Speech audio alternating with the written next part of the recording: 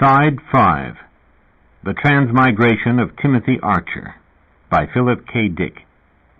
Continuing on page 177.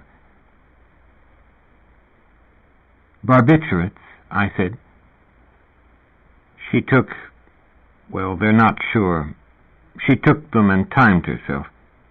She waited. Then she walked in and told me. And then she fell. I knew what it was. He added, tomorrow she was supposed to go back to Mount Zion. You called. The paramedics came, Tim said, and they took her right to the hospital. They tried everything. What she had done was build up the maximum amount in her system already, so that what she took is the overdose. That's how it's done, I said. That way pumping her stomach doesn't help. It's already in the system. Do you want to come over here, Tim said, to the city? I would really appreciate your being here. I have Harvey with me, I said. My little brother glanced up. To him I said, Kirsten died. Oh. He nodded and, after a moment, returned to his balsa wood spad. It's like Votzek, I thought. Exactly like the end of Votzek. There I go, Berkeley intellectual, viewing everything in terms of culture, of opera, of novel, oratorio, and poem, not to mention play. Du, deine Mutter ist tot. And Marian's child says, hop, hop, hop, hop, hop, hop. It will break you, I thought, if you keep this up. The little boy assembling a model airplane and not understanding. Double horror, and both happening to me now. I'll come over there, I said to Tim, as soon as I can find someone to take care of Harvey. You could bring him, Tim said. No. Reflexively, I shook my head. I got a neighbor to take Harvey for the rest of the day, and shortly I was on my way to San Francisco, driving over the Bay Bridge in my Honda. And still the words of Berg's opera percolated obsessively through my mind. The huntsman's life is gay and free, shooting is free for all. There would I, huntsman, be, there would I be. I mean, I said to myself, George Büchner's words. He wrote the damn thing. As I drove, I cried. Tears ran down my face. I turned on the car radio and pressed button after button, station after station. On a rock station, I picked up an old Santana track. I turned up the volume, and as the music rebounded throughout my little car, I screamed. And I heard, You! Your mother is dead! I narrowly missed rear-ending a huge American car. I had to swerve into the lane to my right. Slow down, I said to myself. Fuck this, I thought. 2 deaths are enough. You want to make it 3? Then just keep driving the way you're driving. 3 plus the people in the other car. And then I remembered Bill. Ding-a-ling Bill Lundborg, off in an asylum somewhere. Had Tim called him? I should tell him, I said to myself. You poor, miserable, fucked-up son of a bitch, I said to myself, remembering Bill and his gentle, pudgy face. That air of sweetness, like new clover about him and his dumb pants and dumb look, like a cow, a contented cow. The post office is in for another round of their windows smashed, I realized. He will walk down there and start hitting the great plate glass windows with his fists until blood runs down his arms, and then they'll lock him up again in one place or another. It doesn't matter which, because he doesn't know the difference. How could she do it to him? I asked myself. What malice! What abysmal cruelty toward us all! She really hated us. This is our punishment. I'll always think I'm responsible. Tim will always think he's responsible. Bill likewise. And of course none of us is, and yet in a sense all of us are. But anyhow it is beside the point. After the fact, null and moot and void, totally void, as in the infinite void, the sublime non-being of God. There is a line somewhere in Votzek that translates out to, roughly, the world is awful. Yes, I said to myself as I shot across the Bay Bridge, not giving a fuck how fast I drove.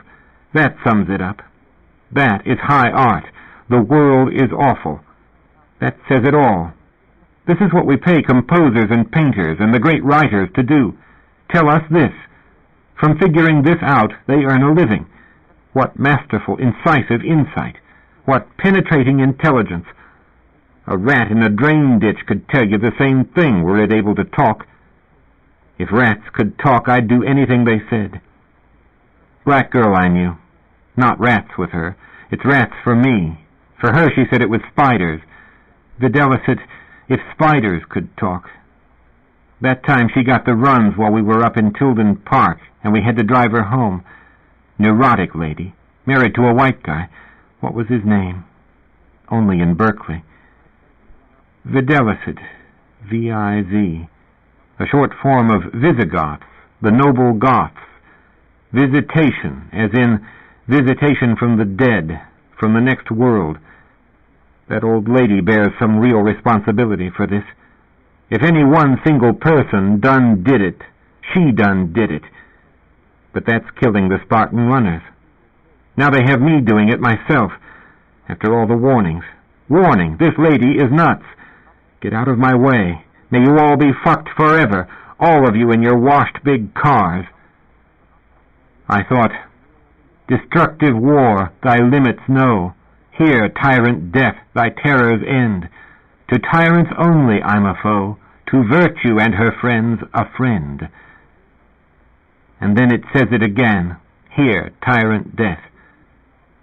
It's a great title. It's not a parody. That's what did it. Tim using my title. And of course, in his usual chicken-shit fashion, not bothering or remembering to tell her. In fact, telling her that he thought of it. He probably thinks so. Every valuable idea in the history of the world was thought into being by Timothy Archer. He invented the heliocentric solar system model. We'd still have the geocentric one if it hadn't been for him. Where does Bishop Archer end and God begin? Good point. Ask him. He'll tell you, quoting from books. No single thing abides. And all things are fucked up, I thought. That's how it should have been worded. I'll suggest that to Tim for Kirsten's gravestone. Teaching school in Norway, the Swedish cretin. A million nasty things I said to her, in the guise of play. Her brain recorded them and played them back to her, late at night, when she couldn't sleep, while Tim snoozed on. She couldn't sleep and took more and more downers, those barbiturates that killed her. We knew they would. The only issue was whether it would be an accident or a purposeful overdose, assuming there is a difference. My instructions required me to meet with Tim at the Tenderloin apartment before going on with him then to Grace Cathedral. I had expected to find him red-eyed and distraught. However, to my surprise, Tim looked stronger, more powerfully put together, even in a literal sense larger than I had ever seen him before. He said, as he put his arms around me and hugged me, I have a terrible fight on my hands from here on in. You mean the scandal? I said. It'll be in the papers and on the news, I guess. I destroyed part of her suicide note. The police are reading what's left. They've been here. Probably they'll be coming back. I do have influence, but I can't keep the news quiet. All I can hope for is to keep it retained as speculation. What did the note say? The part I destroyed? I don't remember. It's gone. It had to do with us, her feelings about me. I had no choice. Guess so, I said. As to it being suicide, there is no doubt. And the motive is, of course, her fear that she had cancer again.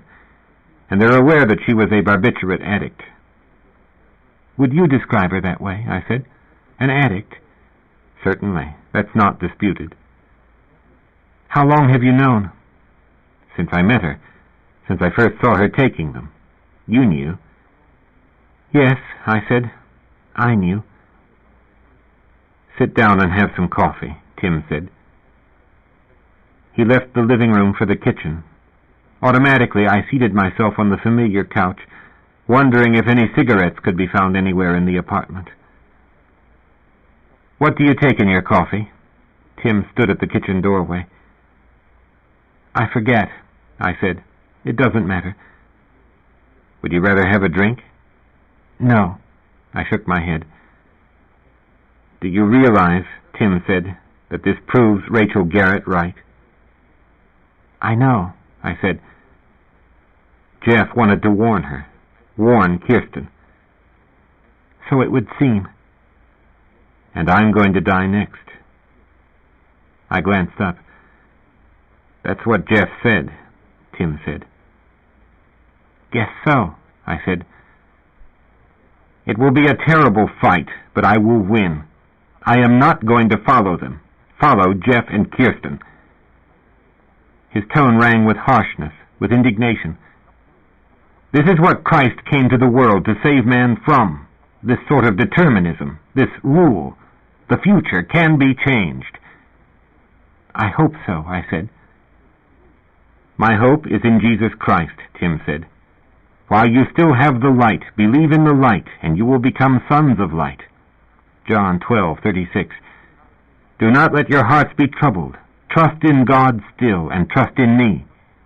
John 14:1. Blessings on him who comes in the name of the Lord. Matthew 23:39. Breathing heavily, his great chest rising and falling, Tim, gazing at me, pointed at me, saying, I'm not going that way, Angel. Each of them did it intentionally, but I will never do it. I will never go like that, like a sheep to slaughter. Thank God, I thought. You are going to fight. Prophecy or no prophecy, Tim said. Even if Rachel were the Sibyl herself, even then I wouldn't walk toward it willingly, like a dumb animal, to have my throat cut, to be offered up. His eyes blazed, hot with intensity and fire. I had seen him this way sometimes at Grace Cathedral when he preached. This Tim Archer spoke with the authority vested in him by the Apostle Peter himself, through the line of apostolic succession, unbroken in and for the Episcopal Church. As we drove to Grace Cathedral in my Honda, Tim said to me, I see myself falling into Wallenstein's fate, catering to astrology, casting horoscopes. You mean Dr. Garrett, I said. Yes, I mean her and Dr. Mason. They're not doctors of any kind. That wasn't Jeff. He never came back from the next world. There is no truth in it. Stupidity, as that poor boy said, her son. Oh, Lord, I haven't called her son. I said, I'll tell him. It will finish him off, Tim said. No, maybe it won't. He may be stronger than we give him credit for. He could see through all that nonsense about Jeff coming back. You get to tell the truth, I said, when you're schizophrenic. Then more people should be schizophrenic. What is this, a matter of the Emperor's new clothes? You knew, too, but you didn't say. I said, it's not a matter of knowing. It has to do with evaluation. But you never believed it. After a pause, I said, I'm not sure. Kirsten is dead, Tim said, because we believed in nonsense, both of us, and we believed because we wanted to believe. I have not that motive now. Guess not. If we had ruthlessly faced the truth, Kirsten would be alive now. All I can hope is to put an end to it here and now, and accompany her at some later date. Garrett and Mason could see that Kirsten was sick. They took advantage of a sick, disturbed woman, and now she's dead. I hold them responsible. He paused, and then said, I had been attempting to get Kirsten to go into the hospital for drug detox. I have several friends who are in that field here in San Francisco. I was well aware of her addiction, and I knew that only professionals could help her. I had to go through this myself, as you know, with alcohol. I said nothing. I merely drove. It's too late to stop the book, Tim said.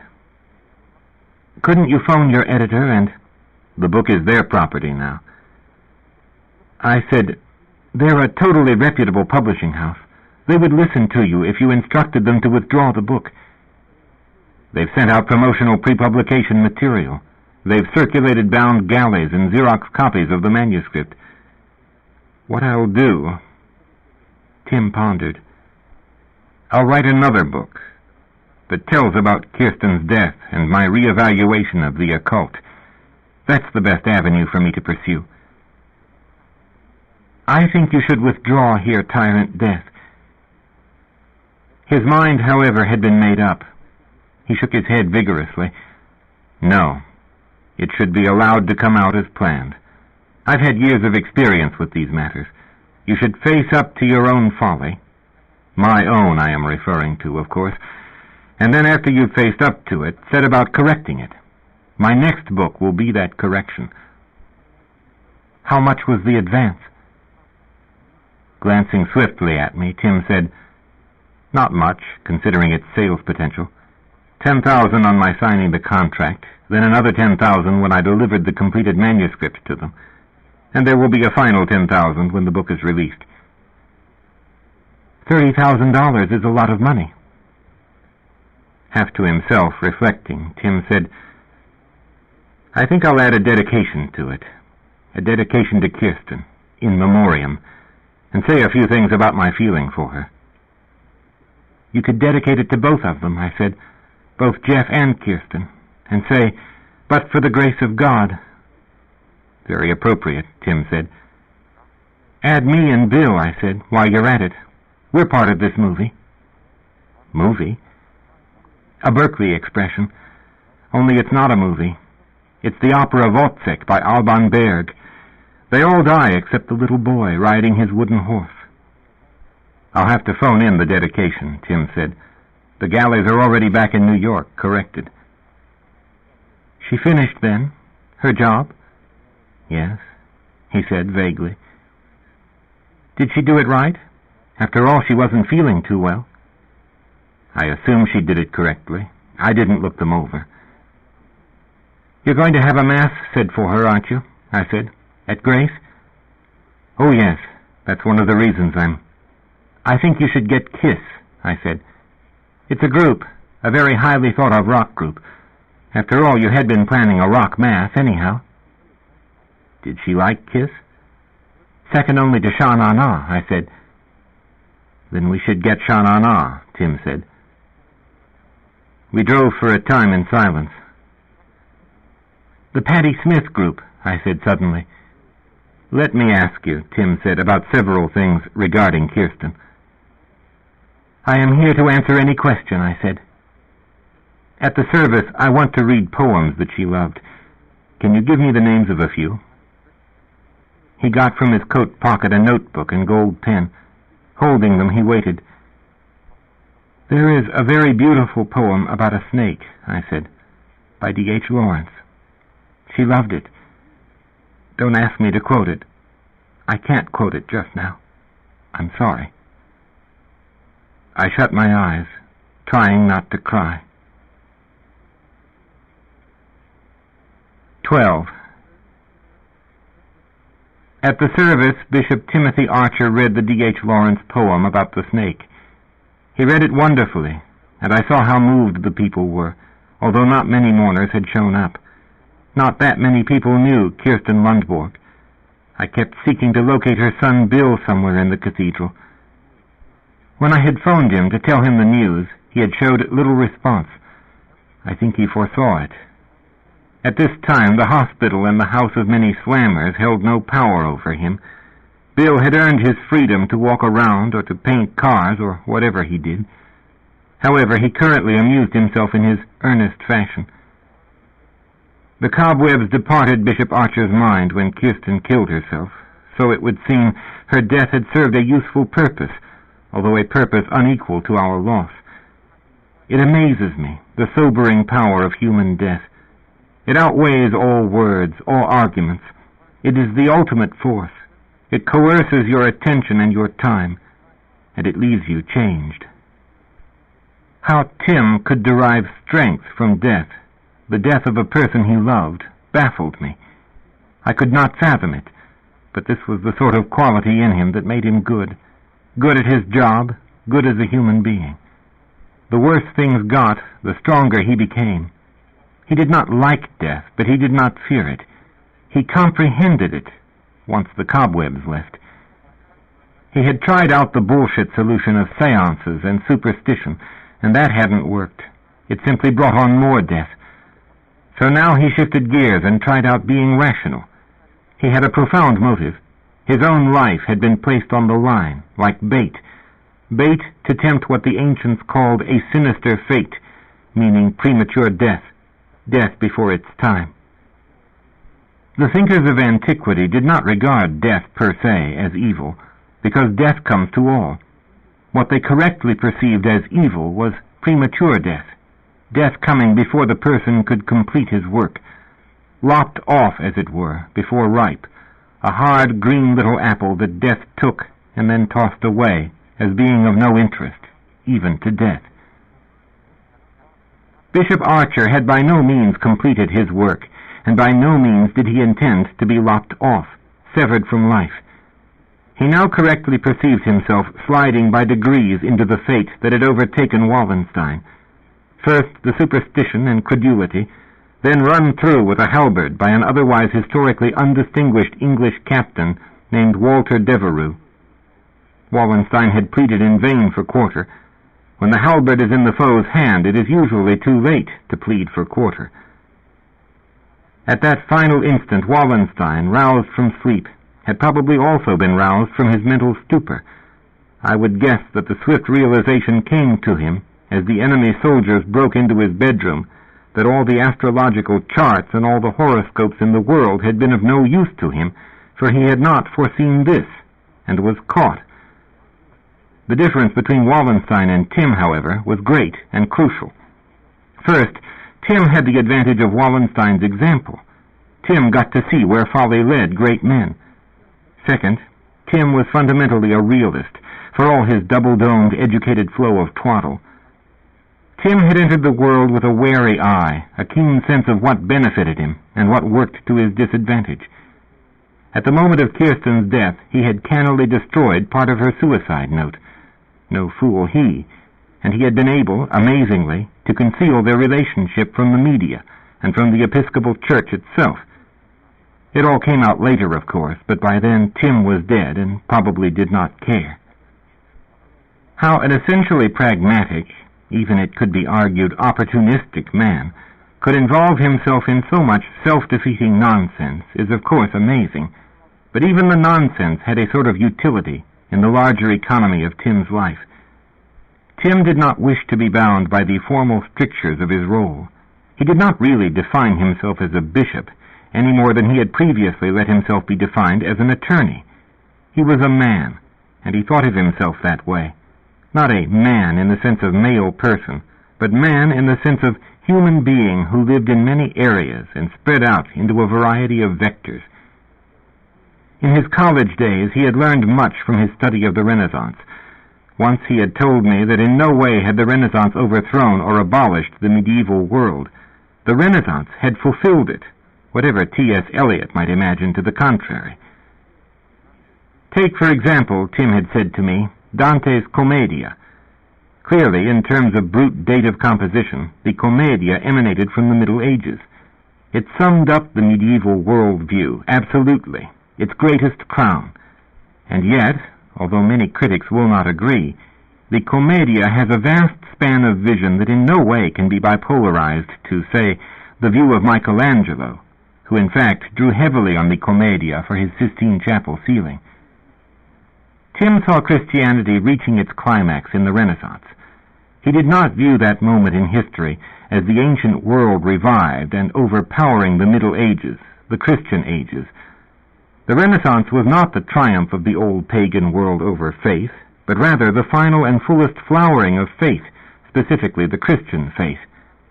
Therefore, Tim reasoned, the well-known Renaissance man, who knew something about everything, who was, to use the correct term, a polymath, was the ideal Christian, at home in this world and in the next. A perfect blend of matter and spirit, matter divinized, as it were. Matter transformed, but still matter. The two realms, this and the next, brought back together as they had been joined before the fall.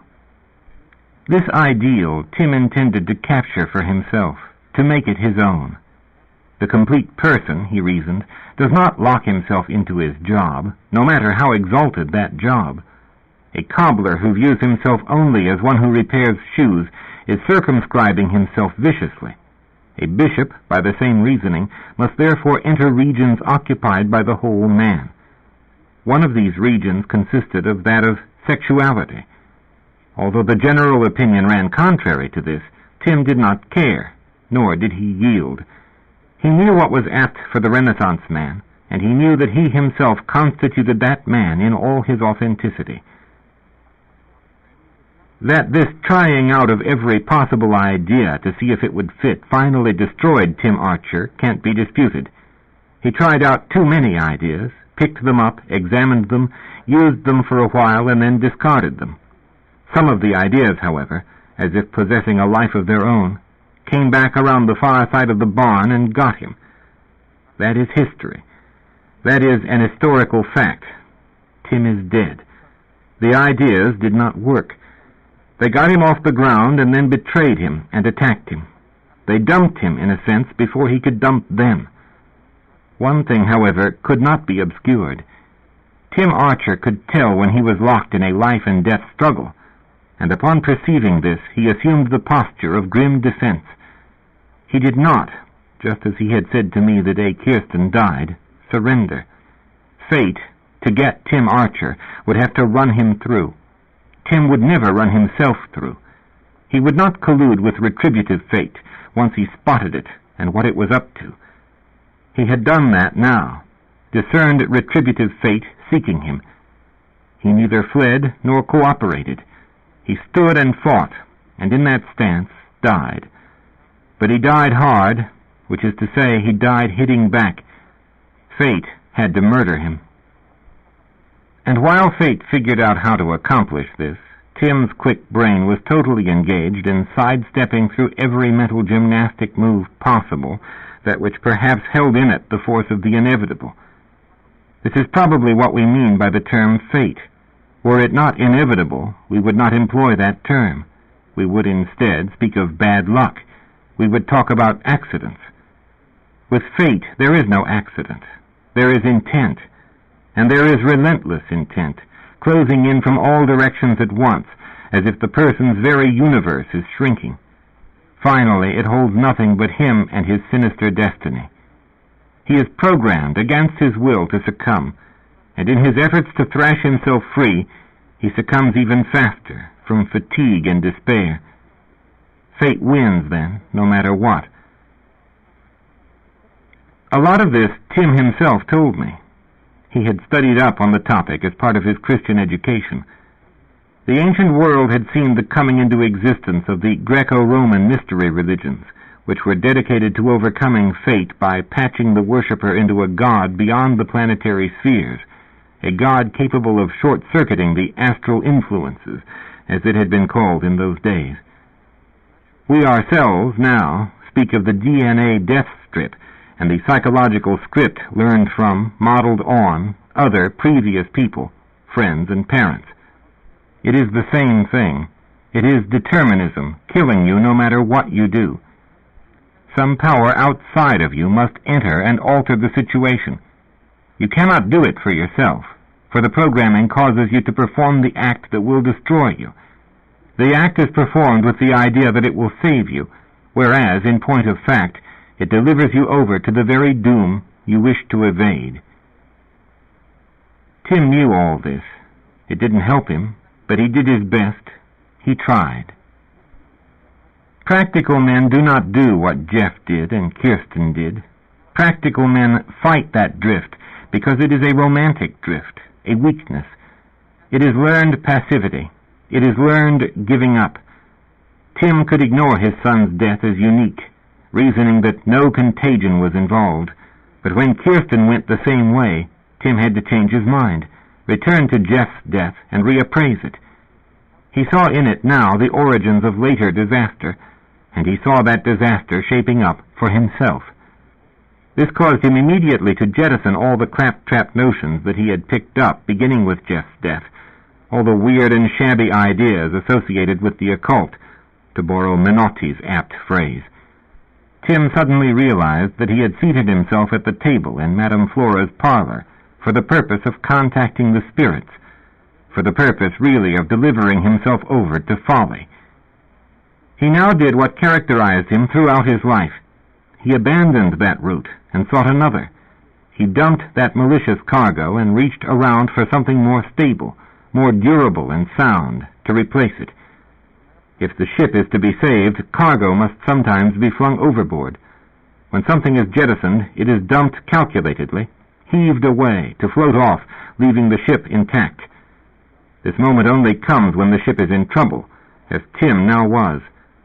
Dr. Garrett had pronounced doom on both himself and Kirsten, beginning with Kirsten. The first prophecy had come true. He could expect, then, to be next. These are emergency procedures.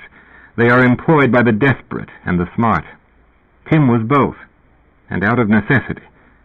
Tim knew the difference between the ship, which was not expendable, and the cargo, which was. He viewed himself as the ship. He viewed his faith in spirits, in his son's return from the next world, as cargo. This clear distinction was his advantage, inasmuch as he could discern it. Throwing away his beliefs did not compromise him, nor did it vitiate him, and there existed a slight chance that it might save him. I rejoiced in Tim's newfound lucidity, but I felt deeply pessimistic. I viewed his clear-headedness as a surfacing of his basic determination to survive. This is a good thing. You cannot fault the drive to endure. The only question that frightened me was, had it come soon enough? Time would tell. When the ship is saved, if it is saved, necessary jettison gives the right of general salvage to the owner or owners of the goods. This is an international rule of the seas. This is an idea basic to human beings, of whatever place of origin. Tim, consciously or unconsciously, understood this. In doing what he was doing, he partook of something venerable and universally accepted. I understood him. I think anybody would.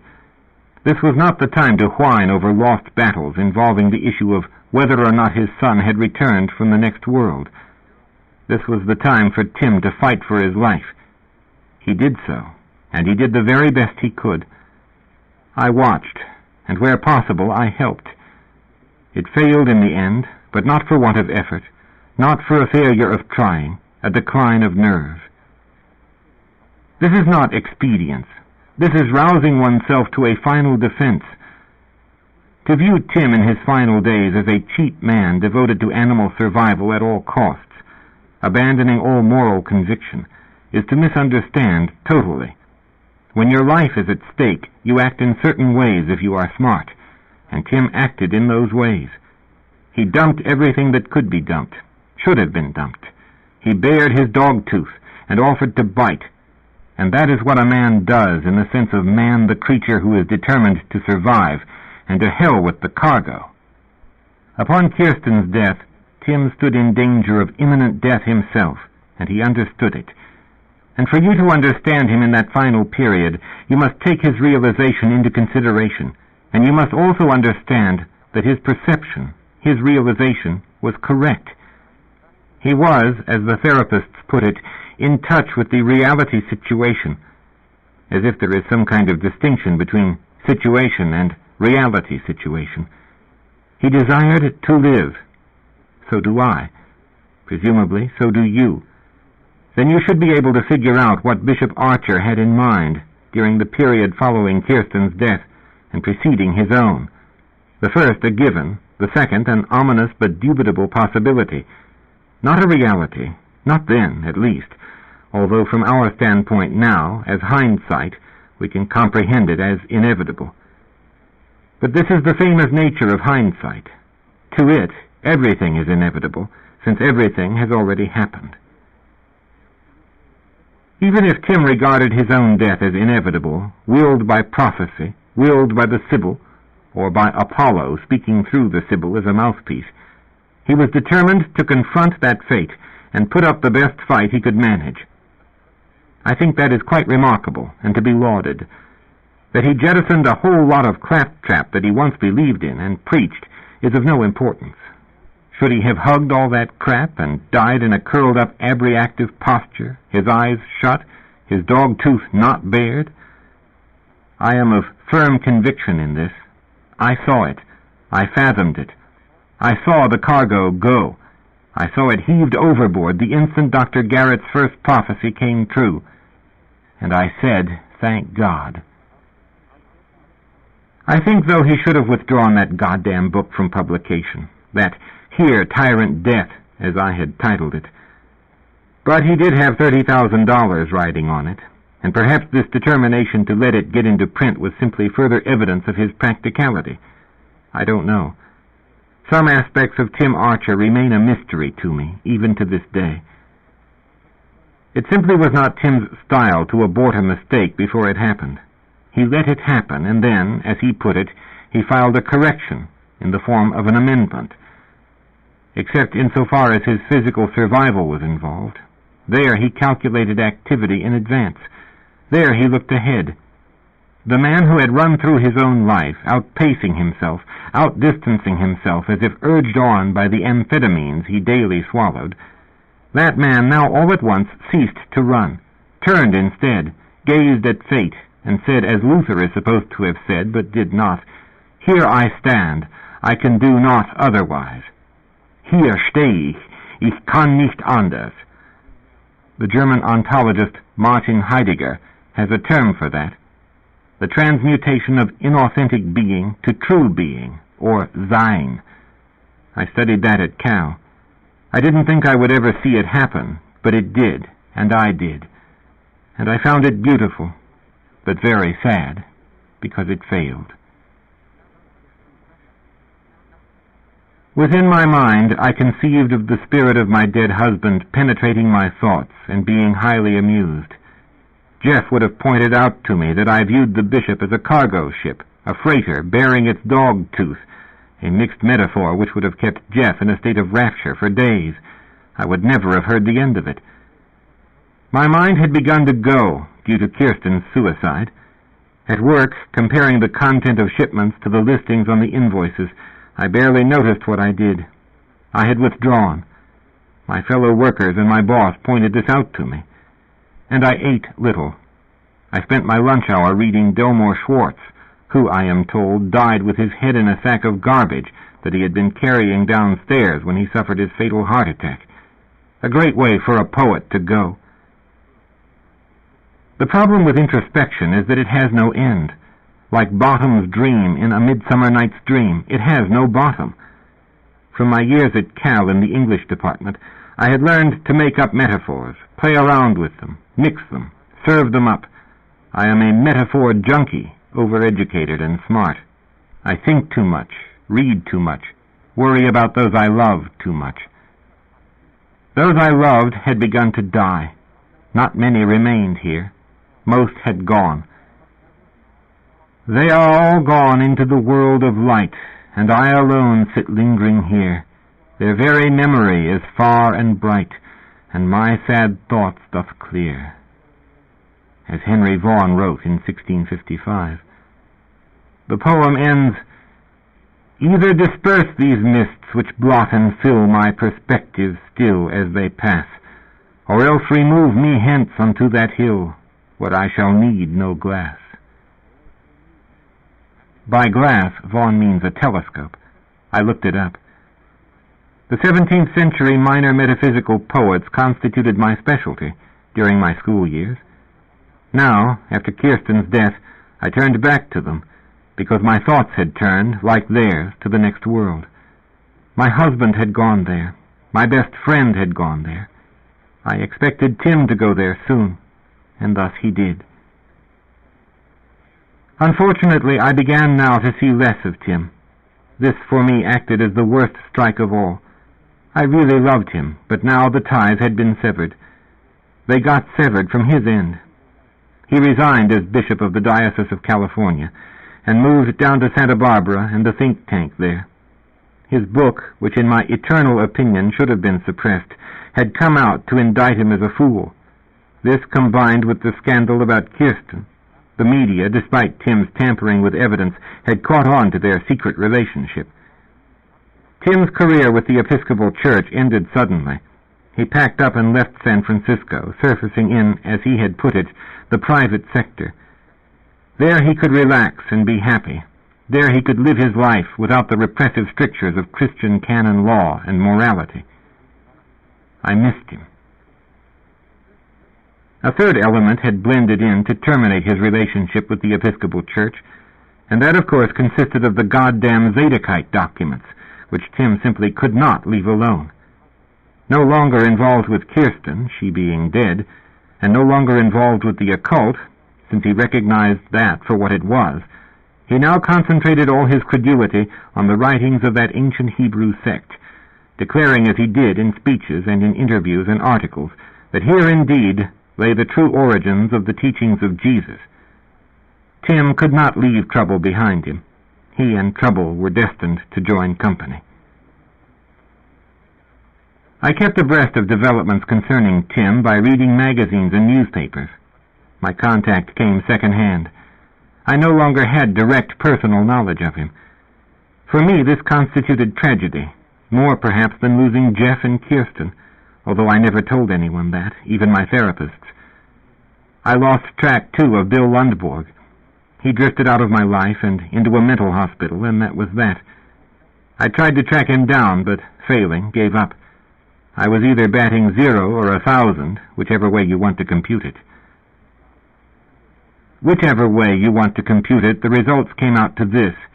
I had lost everyone I knew, so the time had arrived to make new friends. I decided that retail record selling was more than a job. For me, it amounted to a vocation. Within a year, I had risen to the post of manager of the musique shop.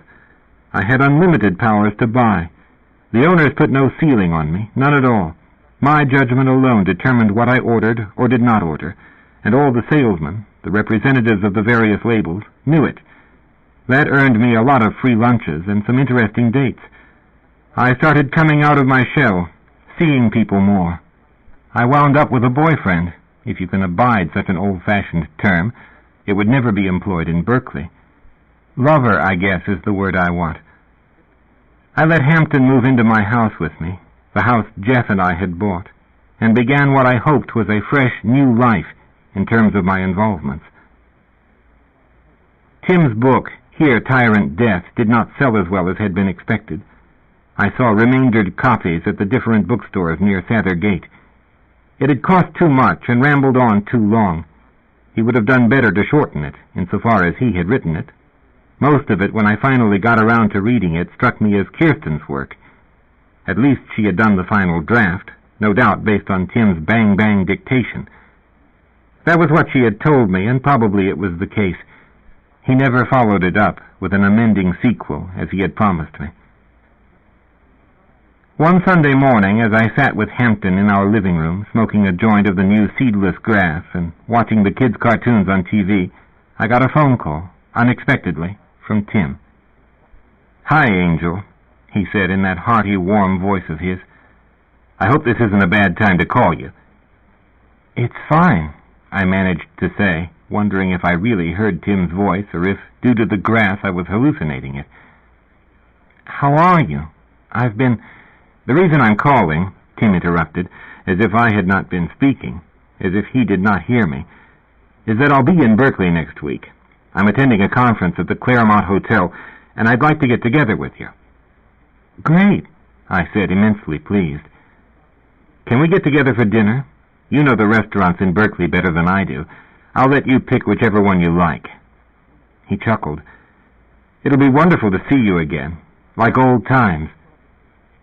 I asked him, haltingly, how he had been. "Everything down here is going fine," Tim said. "I'm extremely busy. I'll be flying to Israel next month. I wanted to talk to you about that." "Oh," I said, "that sounds like a lot of fun." "I'm going to visit the Wadi," Tim said, "where the Zadokite documents were found. They've all been translated now. Some of the final fragments proved extremely interesting, but I'll tell you about that when I see you. Yes, I said, warming to the topic. As always, Tim's enthusiasm was contagious. I read a long article in Scientific American. Some of the last fragments... I'll pick you up Wednesday night, Tim said, at your house. Be formally dressed if you would. You remember... Oh, of course, I remember where your house is. It seemed to me he was speaking ultra-rapidly. Or had the grass affected me? No, the grass would slow things down. I said in panic, I'm working at the store on Wednesday night. As if he hadn't heard me, Tim said, About 8 o'clock. I'll see you then. Goodbye, dear. Click. He had rung off. Shit, I said to myself. I'm working until 9 Wednesday night. Well, I will just have to get one of the clerks to fill in for me. I am not going to miss having dinner with Tim before he leaves for Israel. I wondered then how long he would be over there. Probably for some time. He had gone once before and planted a cedar tree. I remembered that. The news media had made quite a bit of it. Who was that? Hampton said, seated in jeans and a T-shirt before the TV set. My tall, thin, acerbic boyfriend, with his black wire hair and his glasses. My father-in-law, I said. Former father-in-law. Jeff's father, Hampton said, nodding. A crooked grin appeared on his face. I have an idea as to what to do with people who suicide. I think it should be a law that when they find someone who's suicided, they should dress him up in a clown suit and photograph him that way, and print his picture in the newspaper like that, in the clown suit, such as Sylvia Plath, especially Sylvia Plath. Hampton went on then to recount how Plath and her girlfriends, according to Hampton's imagination, used to play games in which they'd see who could stick their head in the oven of the kitchen stove the longest, meanwhile all of them going tee-hee, giggling and breaking up. You're not funny, I said, and walked from the room into the kitchen. Hampton called after me, You're not sticking your head in the oven, are you? Go fuck yourself, I said. With a big red rubber bulb for a nose. Hampton was droning on, mostly to himself. His voice and the racket of the TV set, the kids' cartoons, assailed me. I put my hands over my ears to shut out the noise. Head out of the oven, Hampton yelled. I walked back into the living room and shut off the TV set. Turning to face Hampton, I said, Those two people were in a lot of pain. There's nothing funny about someone who's in that much pain. Grinning, Hampton rocked back and forth, seated curled up on the floor. And big floppy hands, he said, clown hands. I opened the front door. I'll see you. I'm going for a walk. I shut the door after me. The front door swung open. Hampton came out on the porch, cupped his hands to his mouth, and called, Tee-hee, I'm going to stick my head in the oven. Let's see if the babysitter gets here in time.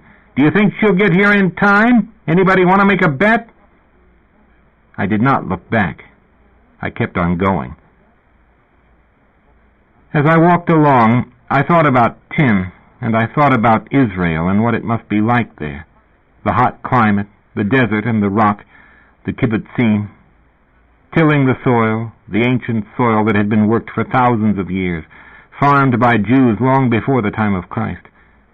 Maybe they would direct Tim's attention to the ground, I thought, and away from the next world, back to the real, back to where it belonged. I doubted it, but perhaps I was wrong. I wished then that I could go with Tim, quit my job at the record store, just take off and go, maybe never return, stay in Israel forever, become a citizen, convert to Judaism, if they'd have me. Tim could probably swing it. Maybe in Israel I'd stop mixing metaphors and remembering poems. Maybe my mind would give up trying to solve problems in terms of recycled words, used phrases, bits ripped from here and there, fragments from my days at Cal in which I had memorized but not understood, understood but not applied, applied but never successfully. A spectator to the destruction of my friends, I said to myself, one who records on a notepad the names of those who die, and did not manage to save any of them, not even one. I will ask Tim if I can go with him, I decided. Tim will say no. He has to say no. But nonetheless, I will ask. To root Tim in reality, I realized, they will first have to get his attention, and if he is still on the decks, it will not be possible for them to do that. His mind will be tripping and freewheeling and spinning forever out into the void, conceiving the great models of the heavens. They will try, and like me, they will fail. If I go with him, maybe I can help, I thought. The Israelis and I maybe could do what I never could do alone. I will direct their attention to him, and they in turn will direct his attention to the soil under their feet. Christ, I thought, I have to go with him. It's essential, because they will not have time to notice the problem. He will skim his way across their country, be first here, then there, never lighting, never coming to rest long enough, never letting them... A car honked at me. I had wandered out onto the street, crossing unconsciously, without looking. "Sorry," I said to the driver, who glared at me. I am no better than Tim, I realized. I'd be no help in Israel. But even so, I thought, I wish I could go. 13. One Wednesday night, Tim picked me up in a rented Pontiac. I wore a black strapless gown and carried a little beaded purse. I wore a flower in my hair, and Tim, gazing at me as he held the car door open, remarked that I looked lovely. "Thank you," I said, feeling shy. We drove to the restaurant on University Avenue, just off Shattuck, a Chinese restaurant that had recently opened. I had never been there, but customers at the musique shop had told me it was the great new place to eat in town. "Have you always worn your hair up like that?" Tim asked as the hostess led us to our table. "I got it done for tonight," I explained. I showed him my earrings. "Jeff got me these years ago. I usually don't wear them. I'm afraid I'll lose one." "You've lost a little weight." He held my chair for me, and I nervously seated myself. "It's the work, ordering far into the night." "How is the law firm?" I said, "I manage a record store." "Yes," Tim said. "You got me that album of Fidelio. I haven't had much chance to play it." He opened his menu then. Absorbed, he turned his attention away from me. How easy that attention waned, I thought. Or rather alters its focal point. It isn't the attention that changes. It is the object of that attention. He must live in an endlessly shifting world, Heraclitus' flux world personified. It pleased me to see that Tim still wore his clericals. Is that legal? I asked myself. Well, it's none of my business. I picked up my menu. This was Mandarin-style Chinese food, not Cantonese. It would be spiced and hot, not sweet, with lots of nuts. Ginger root, I said to myself. I felt hungry and happy, and very glad to be back with my friend again. "Angel," Tim said, "come with me to Israel." Staring at him, I said, "What?" "As my secretary." Still staring, I said, "Take Kirsten's place, you mean?" I began then to tremble. A waiter came over. I waved him away. "Would either of you like a drink?" the waiter said, ignoring my gesture. "Go away," I said to him, with menace in my voice. "The goddamn waiter," I said to Tim. "What are you talking about? I mean, what sort of—" "Just as my secretary. I don't mean any personal involvement, nothing of that sort. Did you think I was asking you to become my mistress? I need someone to do the job Kirsten did. I find I can't manage without her." "Christ," I said, "I thought you meant as your mistress." "That's out of the question," Tim said, in the stern, firm tone that meant he was not joking, that in fact he disapproved. "I think of you still as my daughter-in-law." "I run the record store," I said. "My budget permits a fairly good outlay. I can probably pay you as well as your law office." He corrected himself, "as the record store pays." "Let me think about it." I beckoned to the waiter to come over. "A martini," I said to him. "Extra dry, nothing for the bishop." Tim smiled wryly. "I'm no longer a bishop." "I can't," I said. come to Israel. I have too many ties here." In a quiet voice, Tim said, "If you don't come with me, I will never—" He broke off. "I saw Dr. Garrett again, recently. Jeff came across from the next world. He says that unless I take you to Israel with me, I'll die there." "That is pure nonsense," I said. "Pure, absolute bilge. I thought you gave all that up." "There have been more phenomena." He did not elaborate. His face, I saw, looked strained and pale. Reaching, I took Tim's hand. "Don't talk to Garrett. Talk to me. I say, go to Israel and the hell with that old lady. It isn't Jeff. It's her. You know that." "The clocks," Tim said. "They've been stopped at the time Kirsten died." "Even so," I began. "I think it may be both of them," Tim said. "Go to Israel," I said. "Talk to the people there, to the people of Israel. If ever any people was embedded in reality." "I won't have much time. I've got to get right to the Dead Sea Desert and find the Wadi. I have to be back in time to meet with Buckminster Fuller. I think it's Buckminster I'm supposed to meet with." He touched his coat. "It's written down."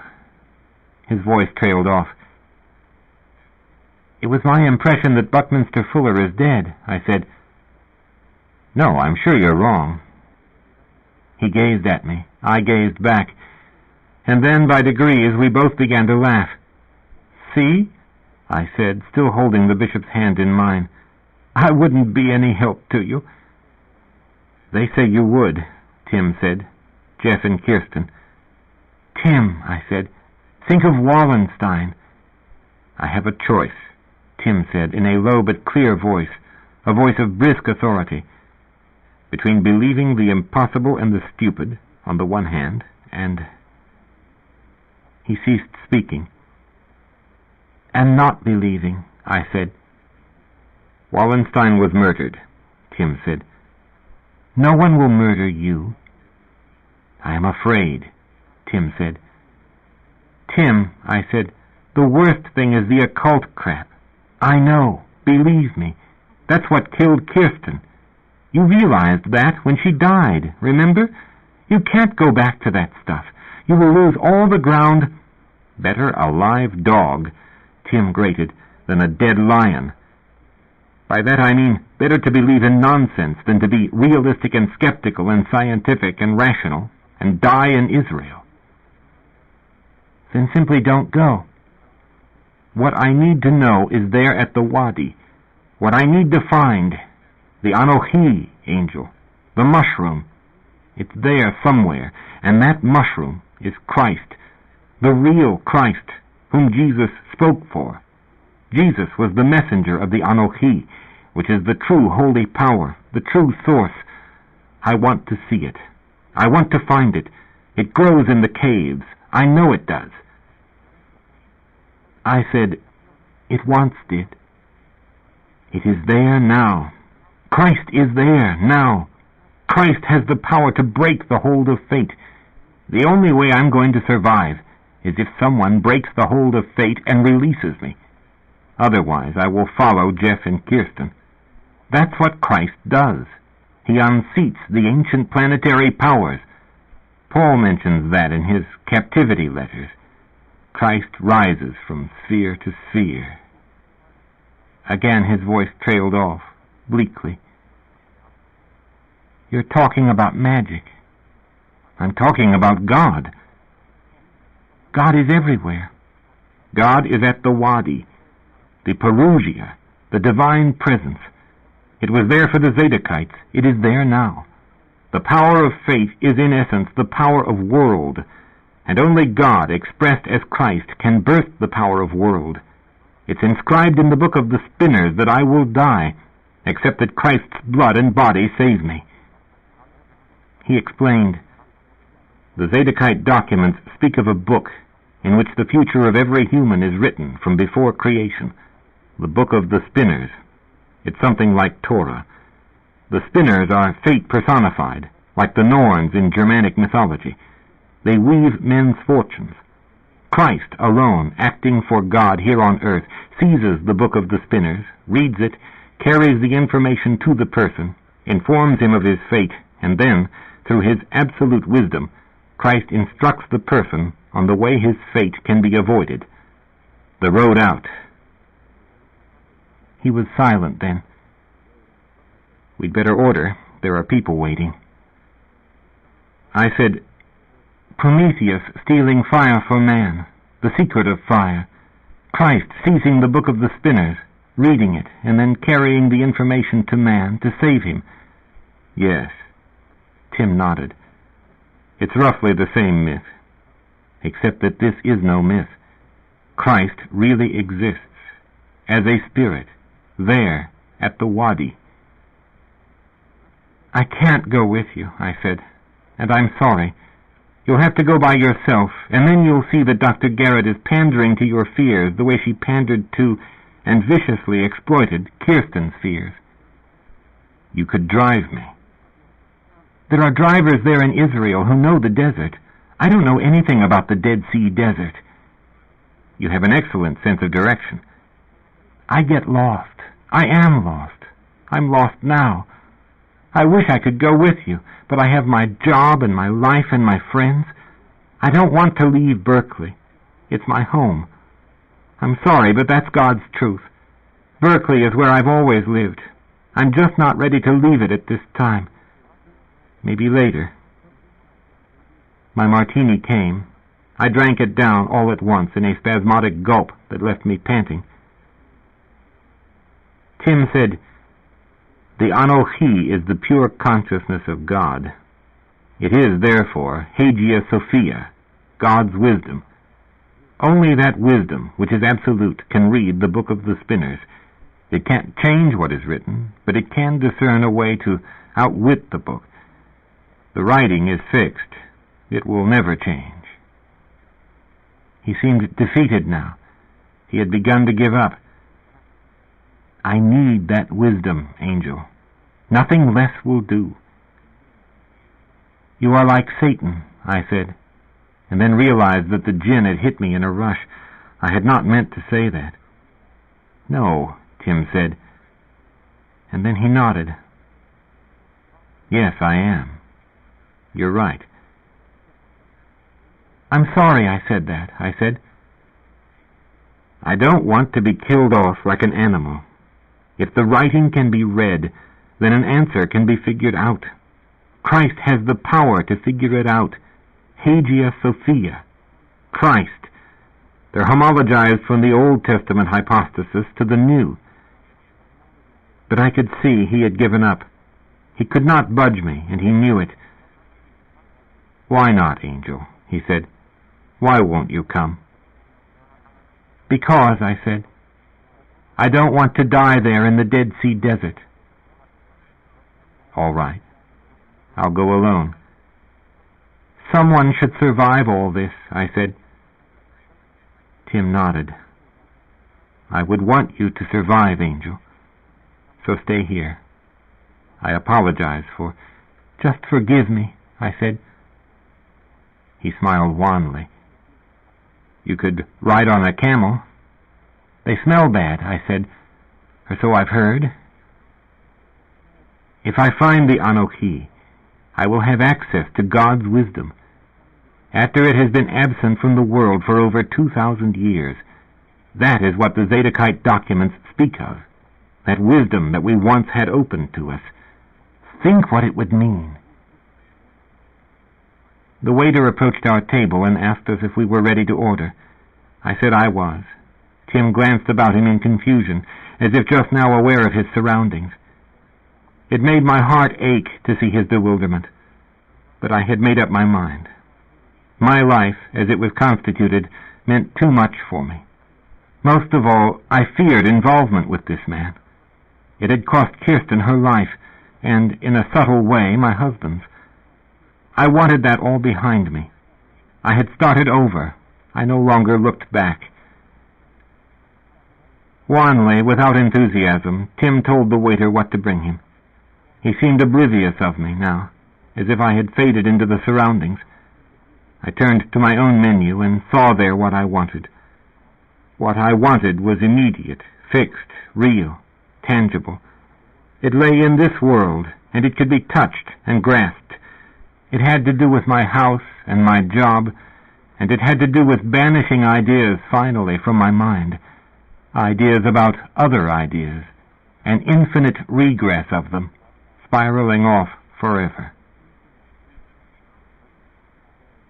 The food, when the waiter brought it, tasted wonderful. Both Tim and I ate with pleasure. My customers had been right. "Mad at me?" I said after we had finished. "No. Happy because you will survive this, and you will stay as you are." He pointed at me then with a commanding expression on his face. "But if I find what I am after, I will change. I will not be as I am. I have read all the documents, and the answer isn't in them. The documents point to the answer, and they point to the location of the answer, but the answer is not in them. It is at the Wadi. I am taking a risk, but it's worth it. I am willing to take the risk because I may find the Anohi, and just knowing that makes it worth it." I said suddenly, with insight, "There haven't been any more phenomena." "True." "And you didn't go back to Dr. Garrett." "True." He did not seem contrite or embarrassed. "That was to get me to come with you." "I want you along, so you can drive me. Otherwise, I'm afraid I won't find what I'm looking for." He smiled. "Shit," I said. "I believed you." "I have had dreams," Tim said. "Disturbing dreams. But no pins under my fingernails, no singed hair, no stopped clocks." I said falteringly, "You wanted me to come with you that badly." For a moment I felt a surge in me, a need to go. "You think it would be good for me, too," I said then. "Yes. But you won't come. That's clear." "Well," he smiled his old familiar wise smile, "I tried." "Am I in a rut, then, living in Berkeley?" "Professional student," Tim said. "I run a record store." "Your customers are students and faculty. You're still tied to the university. You haven't broken the cord. Until you do, you will not fully be an adult." "I was born the night I drank bourbon and read the Commedia, when I had that abscessed tooth." "You began to be born.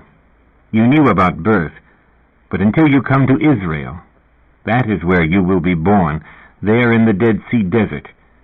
That is where the spiritual life of man began, at Mount Sinai with Moses, Ehyeh speaking, the theophany, the greatest moment in the history of man." "I would almost go," I said. "Go then." He reached out his hand. I said simply, "I'm afraid." "That's the problem," Tim said. "That's the heritage of the past. Jeff's death and Kirsten's death. That's what it's done to you, done permanently, left you afraid to live." "Better a live dog." "But," Tim said, "you are not genuinely alive. You are still unborn. This is what Jesus meant by the second birth, the birth in or from the Spirit, the birth from above. This is what lies in the desert. This is what I will find." "Find it," I said, "but find it without me." "He who loses his life—" "Don't quote the Bible to me," I said. "I've heard enough quotations, my own and others, okay?" Tim reached out and we solemnly, without speaking, shook hands. He smiled a little then. After a bit, he let my hand go and then examined his gold pocket watch. "I'm going to have to get you home. I've still got one appointment left this evening. You understand. You know me. Yes, I said. It's okay. Tim, I said, you are a master strategist. I watched you when you met Kirsten. You brought it all to bear on me here tonight. And you almost persuaded me, I said to myself.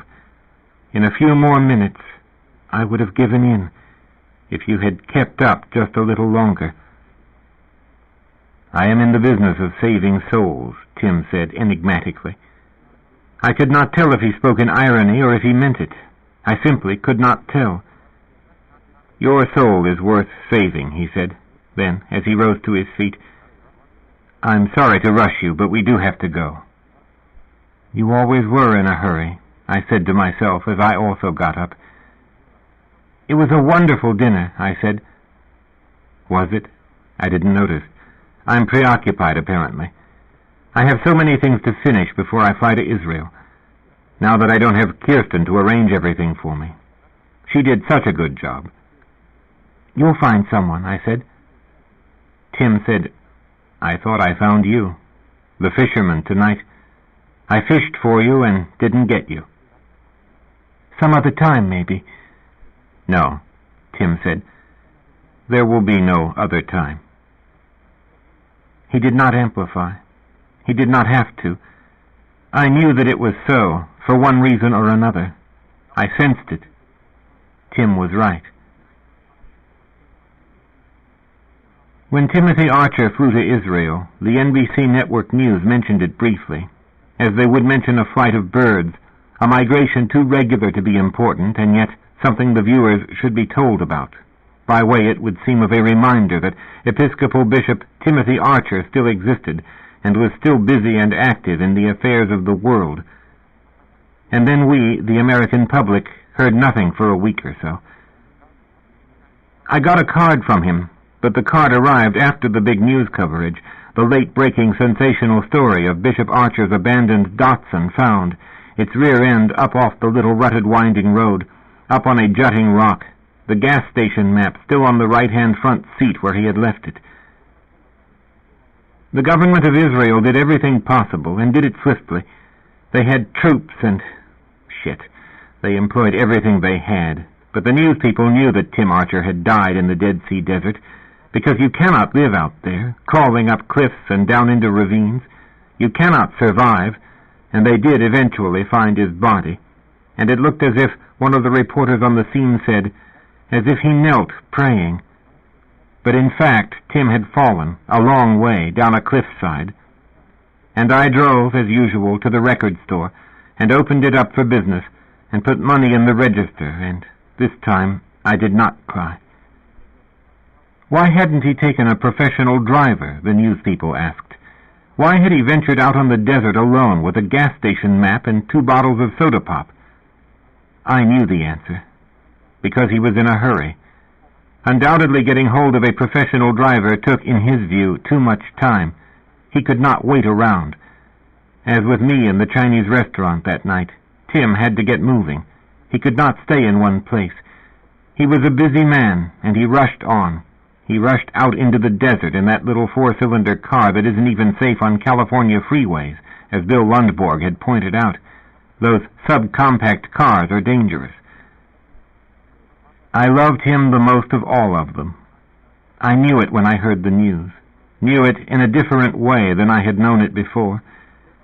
Before it had been a feeling, an emotion, but when I realized he was dead, that knowledge made me into a sick person that limped and cringed, but drove to work and filled the register and answered the phone and asked customers if I could help them. I wasn't sick as a human is sick or an animal is sick. I became ill like a machine. I still moved, but my soul died. My soul that, Tim had said, had never been fully born. That soul, not yet born, but born a little, and wishing to be born more, born fully. That soul died, and my body mechanically continued on. The soul I lost during that week did not ever return. I am a machine now, years later. A machine heard the news of John Lennon's death, and a machine grieved and pondered and drove to Sausalito to sit in on Edgar Barefoot's seminar, because that is what a machine does. That is a machine's way of greeting the horrible. A machine doesn't know any better. It simply grinds along and maybe whirs. That is all it can do. You cannot expect more than that from a machine. That is all it has to offer.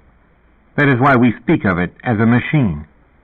It understands intellectually, but there is no understanding in its heart, because its heart is a mechanical one, designed to act as a pump. And so it pumps, and so the machine limps and coasts on, and knows but does not know, and keeps up its routine. It lives out what it supposes to be life. It maintains its schedule and obeys the laws. It does not drive its car over the speed limit on the Richardson Bridge, and it says to itself, "I never liked the Beatles. I found them insipid. Jeff brought home Rubber Soul, and if I hear..." It repeats to itself what it has thought and heard, the simulation of life. Life it once possessed and now has lost, a life now gone. It knows not what, as the philosophy books say about a confused philosopher. I forget which one. Locke, maybe. And Locke believes he knows not what. That impressed me, that turn of phrase. I look for that. I am attracted to clever phrases, which are to be regarded as good English prose style. I am a professional student and will remain one. I will not change. My opportunity to change was offered to me, and I turned it down. I am stuck now, and as I say, know, but know not what. 14. Facing us, smiling a moon-wide smile, Edgar Barefoot said, "What if a symphony orchestra was intent only on reaching the final coda? What would become of the music? One great crash of sound, over as soon as possible. The music is in the process, the unfolding. If you hasten it, you destroy it. Then the music is over. I want you to think about that." "Okay," I said to myself. "I'll think about it. There is nothing on this particular day I'd prefer to think about. Something has happened, something important, but I do not wish to remember it. No one does. I can see it around me, this same reaction. My reaction in the others, here on this cushy houseboat at Gate 5, where you pay $100, the same sum, I believe, that Tim and Kirsten paid that crank, that quack psychic and medium down in Santa Barbara, who wrecked us all. $100 appears to be the magic sum. It opens the door to enlightenment, which is why I am here. My life is devoted to seeking enlightenment, as are the other lives around me. This is the noise of the Bay Area, the racket and din of meaning. This is what we exist for, to learn. Teach us, Barefoot, I said to myself. Tell me something I don't know. I, being deficient of comprehension, yearn to know. You can begin with me. I am the most attentive of your pupils. I trust everything you utter. I am the perfect fool, come here to take. Give, keep on with the sounds. It lulls me, and I forget." "Young lady," Barefoot said. With a start, I realized he was speaking to me. "Yes," I said, rousing myself. "What's your name?" Barefoot asked. "Angel Archer," I said. "Why are you here?" "To get away," I said. "From what?" "Everything," I said. "Why?" "It hurts," I said. "John Lennon, you mean?" "Yes," I said. "And more. Other things." "I was noticing you," Barefoot said, "because you were asleep. You may not have realized it. Did you realize it?" "I realized it," I said. "Is that how you want me to perceive you? As asleep?" "Let me alone," I said. "Let you sleep, then?" "Yes," I said. "The sound of one hand clapping," Barefoot quoted. I said nothing. Do you want me to hit you? Cuff you? To wake you up? I don't care, I said. It doesn't matter to me. What would it take to awaken you? Barefoot said. I did not answer. My job is to wake people. You are another fisherman. Yes. I fish for fish, not for souls. I do not know of soul. I only know of fish. A fisherman fishes for fish. If he thinks he fishes for anything else, he is a fool. He deludes himself and those he fishes for. Fish for me, then, I said. What do you want? Not ever to wake up. Then come up here, Barefoot said. Come up and stand beside me. I will teach you how to sleep. It is as hard to sleep as it is to wake up. You sleep poorly without skill. I can teach you that as easily as I can teach you to wake up. Whatever you want, you can have. Are you sure you know what you want? Maybe you secretly want to wake up. You may be wrong about yourself. Come on up here. He reached out his hand. Don't touch me, I said as I walked toward him. I don't want to be touched. So you know that? I am sure of that, I said. Maybe what is wrong with you is that no one has ever touched you, Barefoot said. You tell me, I said. I have nothing to say. Whatever I had to say... You have never said anything, Barefoot said. You have been silent all your life. Only your mouth has talked. If you say so. Tell me your name again. Angel Archer. Do you have a secret name that no one knows? I have no secret name, I said. And then I said, I am traitor. Who did you betray? Friends, I said. Well, traitor, Barefoot said, talk to me about your bringing your friends to ruin. How did you do it? With words, I said, like now. You are good with words. Very good, I said. I am a sickness, a word sickness. I was taught it by professionals. I have no words, Barefoot said. Okay, I said, then I will listen. Now you begin to know. I nodded. Do you have any pets at home? Barefoot said. Any dogs or cats? An animal? 2 cats, I said. Do you groom them and feed them and care for them? Are you responsible for them? Do you take them to the vet when they're ill? Sure, I said. Who does all that for you? For me, I said. No one. Can you do it for yourself? Yes, I can, I said. Then, Angel Archer, you are alive. Not intentionally, I said. But you are. You don't think so, but you are. Under the words, the disease of words, you are alive. I am trying to tell you this without using words, but it is impossible. All we have is words. Sit down again and listen. Everything I say from now on, today, is directed at you. I am speaking to you, but not with words.